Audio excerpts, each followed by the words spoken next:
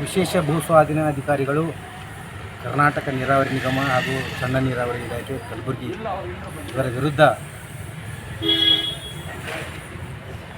3/9/2024 ಅವರು ಮಾಡಿರ್ತಕ್ಕಂಥ ಭ್ರಷ್ಟಾಚಾರ, ಅಧಿಕಾರ ದುರ್ಬಳಕೆ ಕುರಿತಾದಂಥ ದೂರನ್ನು ನಾವು ಜಿಲ್ಲಾಧಿಕಾರಿಗೆ ಸಲ್ಲಿಸ್ತೀವಿ ದಾಖಲಾತಿ ಮುಖಾಂತರ. ವಿಪರ್ಯಾಸವೆಂದರೆ ಅಪರ ಜಿಲ್ಲಾಧಿಕಾರಿಗಳು ಸುಮಾರು 8 ತಿಂಗಳಿಂದ ಪತ್ರ ಕಳಿಸೋದು, ಪತ್ರ ಬರೋದು, ಪತ್ರ ಕಳಿಸೋದು, ಪತ್ರ ಬರೋದು. ಆದರೆ ತಾವು ಮಾಡಿರ್ತಕ್ಕಂಥ ಒಂದು ಭ್ರಷ್ಟಾಚಾರದ ವಿಷಯಗಳ ಬಗ್ಗೆ ಒಂದು ಲೆಟ್ರನ್ನು ಜಿಲ್ಲಾಧಿಕಾರಿ ಕಚೇರಿ 3 ಲೆಟ್ರ್ ಹೋದ್ರೂ 1 ಲೆಟ್ರಕ್ಕೂ ಆಯಮ್ಮ ಉತ್ತರ ಕೊಟ್ಟಿದೆ. ಇದನ್ನು ಪ್ರತಿಭಟಿಸಿ ಯಾವಾಗ ನಾವು 8-9 ತಿಂಗಳೈತಿ ಕೊಟ್ಟು ಈ ಒಂದು ಇವ್ರ ವಿರುದ್ಧ ಕ್ರಮ ಕೈಗೊಳ್ತಾ ಇಲ್ಲ, ಅವ್ರಿಗೆ ಆ ಲೆಟ್ರಿಗೆ ಉತ್ತರೇ ಕೊಡ್ತಾ ಇಲ್ಲ ಅಂದಾಗ ಇವತ್ತು ನಾವು ಯಾರ ಬಲ್ಲಿ ಹೋಗ್ಬೇಕು? ಕೊನೆಯದಾಗಿ ನಾವು ಜಿಲ್ಲಾಧಿಕಾರಿಗಳ ಬಳಿ ಹೋದೆವು.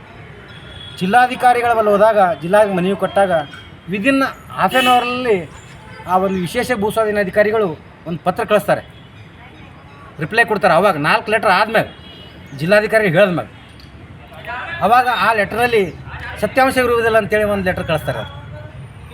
ಆವಾಗ ಜಿಲ್ಲಾಧಿಕಾರಿಗಳು ನೀವು ಒಂದು ಕಟ್ತಕ್ಕಂಥ ಉತ್ತರ ಸಮಂಜಸವಲ್ಲ, ಅವ್ರು ಏನು ಆರೋಪ ಮಾಡ್ಯಾರ ನಿಮ್ಮ ಮ್ಯಾಗ ಅದರ ಬಗ್ಗೆ ಸೂಕ್ತ ದಾಖಲಾತಿ ಒಂದು ಪರಿಷ್ಕರಣೆ ಮಾಡಿ ನಮಗೆ 1 ವಾರದೊಳಗೆ ಕೊಡಬೇಕು, ಇಲ್ಲಾಂದ್ರೆ ಮುಂದೆ 1 ವಾರಗಳಿಗೆ ಕೊಡಬೇಕಂತ ಒಂದು ಜಿಲ್ಲಾಧಿಕಾರಿಗಳು ಏನಪ್ಪ ಅಂತ ಆ ಒಂದು ಅಧಿಕಾರಿಗೆ ಪುನಃ ಒಂದು ನೋಟಿಸ್ ಮಾಡ್ಯಾರ.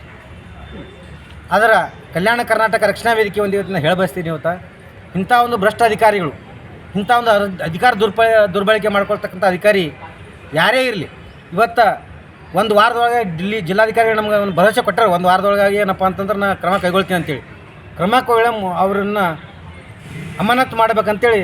ಇಲ್ಲಂದರೆ 1 ವಾರದೊಳಗೆ ನಾವು ಕಲ್ಯಾಣ ಕರ್ನಾಟಕ ರಕ್ಷಣಾ ವೇದಿಕೆ ವತಿಯಿಂದ ಬೃಹತ್ ಉಗ್ರ ಹೋರಾಟವನ್ನಪ್ಪ ಅಂತ ಹಮ್ಮಿಕೊಳ್ತೀವಿ ಅಂತ ಇವತ್ತು ಹೇಳಬಯಸ್ತೇನೆ.